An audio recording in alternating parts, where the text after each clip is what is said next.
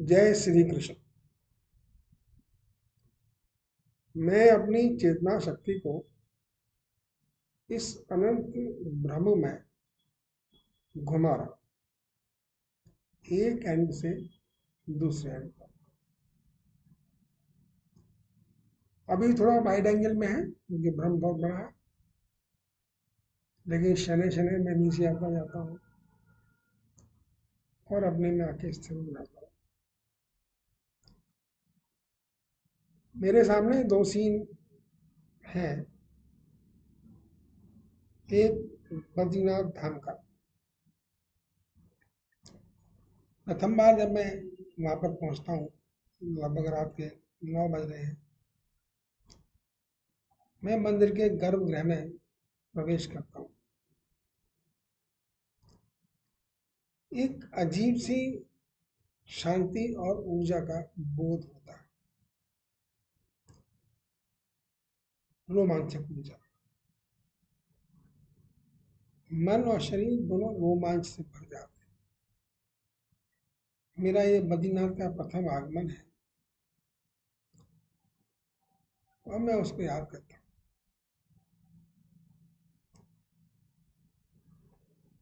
दूसरा,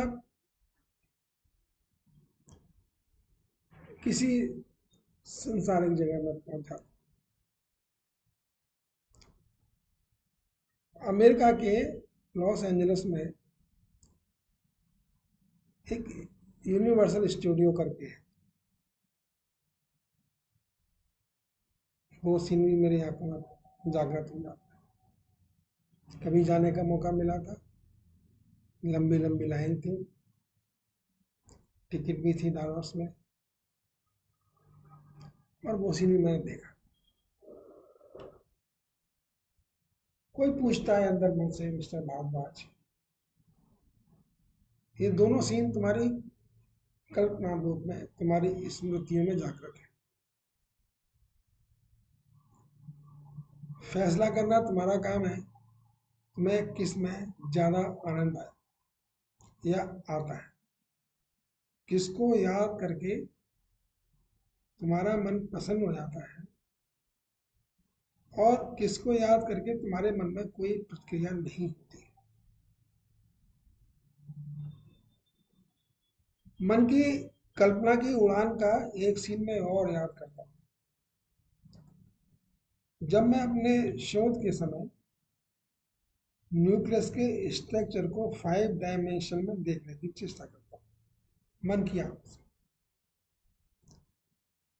ये तीनों सीन मैंने आपको बताया, ये सब फिलहाल मन की आंखों में है, अनकॉन्शियस माइंड के किसी कोने में जाके कैद हो गए हैं, अभी नहीं है।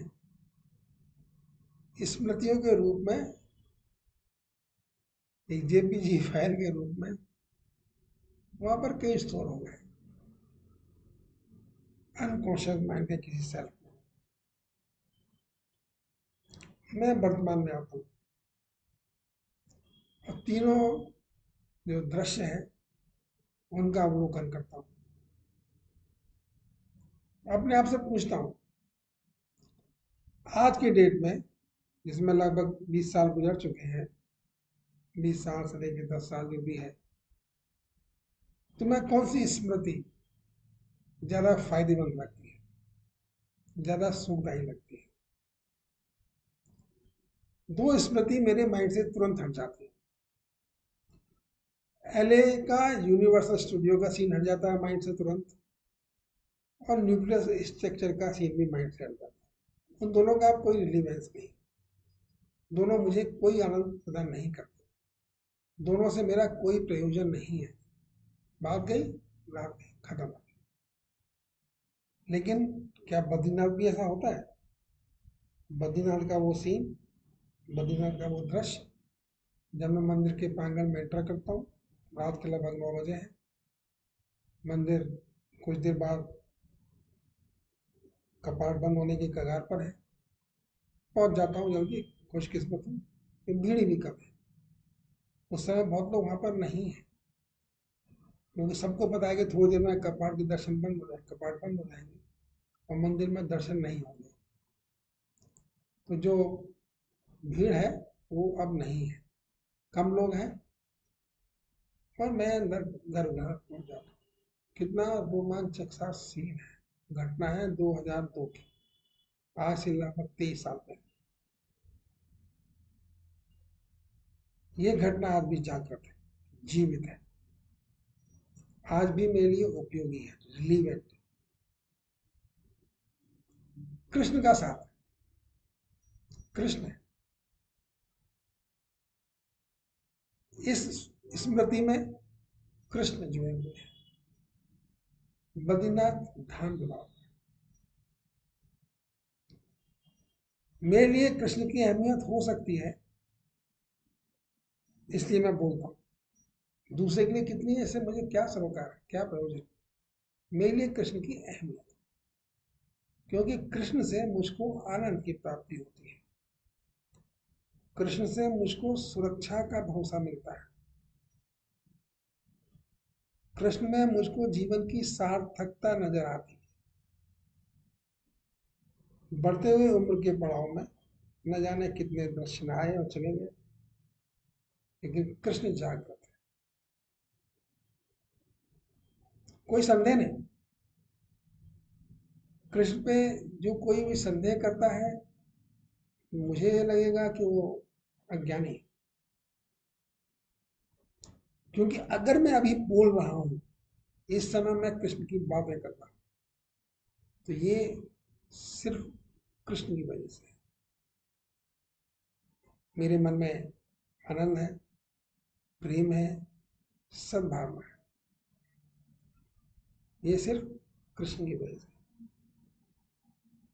जिंदगी किसी काम में रुकावटें आती हैं, दूर हो जाती हैं। उन्होंने कहा था एक बार, मुझ पर छोड़ के तो देखो। अच्छा, अगर मैं ना छोड़ू, ठीक है, मैं कोशिश कर सकता हूँ, कोशिश करके मुझे रिजल्ट भी मिल जाएंगे, मैं कुछ चाहता हूँ, तो क्या होगा। तो एक प्रश्न है, क्या होगा। और ये प्रश्न हर खोज के लिए एक सहायक प्रश्न। जब पढ़ते थे तो सीखा था कि किसी भी परिस्थिति में क्या और कौन का उपयोग करो, क्या कौन कैसे, और तुम्हें हर प्रश्न का उत्तर मिल जाएगा। प्रश्न भी मिल जाएगा और उसका उत्तर भी मिल जाएगा।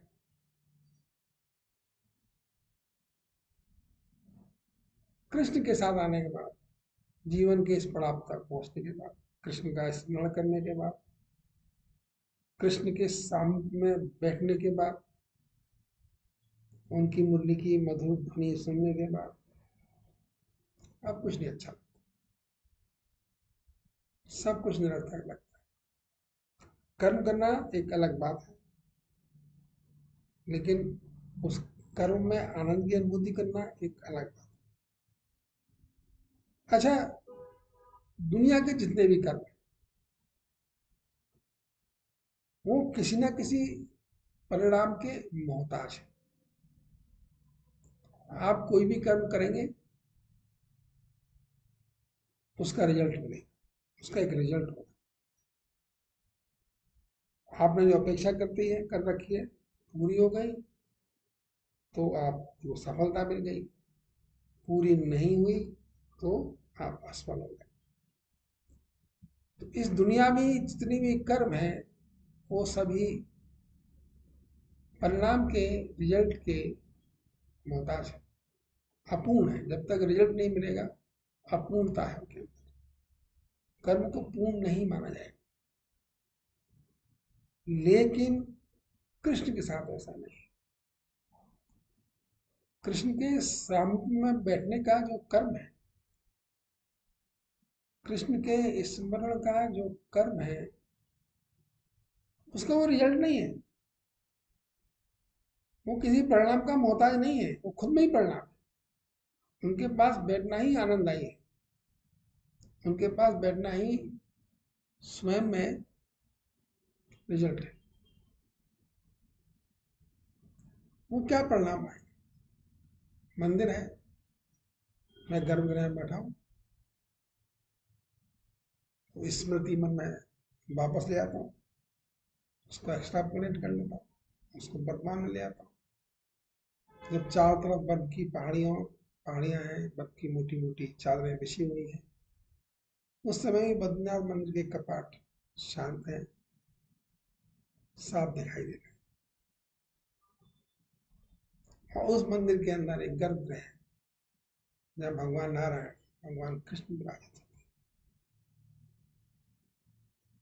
मेरे लिए कृष्ण अनूठे हैं। मुझे कृष्ण की भक्ति में आनंद की अनुभूति होती है। मुझे एक संरक्षा की भावना, सुरक्षा की भावना महसूस होती है। और भय शब्द थोड़ा कहीं जाके दुबक जाता है, भय शांत हो जाता है। उम्मीद है, विश्वास है कि भगवान कृष्ण हमारे साथ है, कोई बुरा नहीं हो सकता। बस इस विश्वास में जो आशा है, जो उम्मीद है, जो आनंद है, इसमें कोई परिणाम नहीं है। अच्छा, अच्छा एक बात सोचिए, मेरे पास सब कुछ है, सब कुछ है, खाने को मिल रहा है, रहने को मिल रहा है, हर एवरीथिंग, जितनी नेसेसिटीज है सब पूरी हो गई, और मैं कृष्ण के पास बैठ जाता, उनका स्मरण करता हूँ, तो फिर क्या प्रॉब्लम है? क्या प्रॉब्लम किसी को भी है?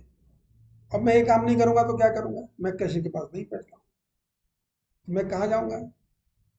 जो भी कर रहा हूँ, क्या वो बहुत उचित कर्म है? क्या मुझे बहुत आनंद प्रदाता है? मैं अपनी बात करता हूँ, सिर्फ मेरी अपनी बात। किसको किस में आनंद आ रहा है, इसकी मेरी कोई जिम्मेदारी नहीं। मैं सिर्फ इतना कहना चाहता हूँ, कृष्ण के साथ रहने से, उनकी समीपता से संसार में खुशबू सी महसूस होती है, सुगंध आती है। संसार जो है ना, इसमें आनंद की अनुभूति, कृष्ण की समीपता से, कृष्ण के वार्तालाप से एक धीमी धीमी मधुर सुगंध का एहसास होता है। मेरा अनुभव है, मेरा आनंद।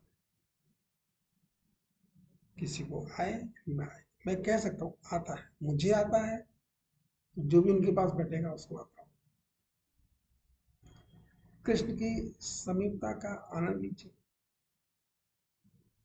जीवन तो जीना ही है, रो के जिएंगे तो, और हंस के जिएंगे तो, लेकिन कृष्ण के साथ बैठ के आनंद की अनुभूति।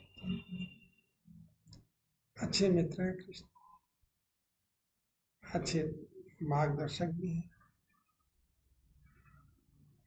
सब ख्याल ही तो रखते हैं। हम कृष्ण को दे भी कह सकते हैं, मैं तो कृष्ण को दे नहीं सकता, मेरे पास ऐसा कुछ नहीं है जो कृष्ण को दिया जा सके।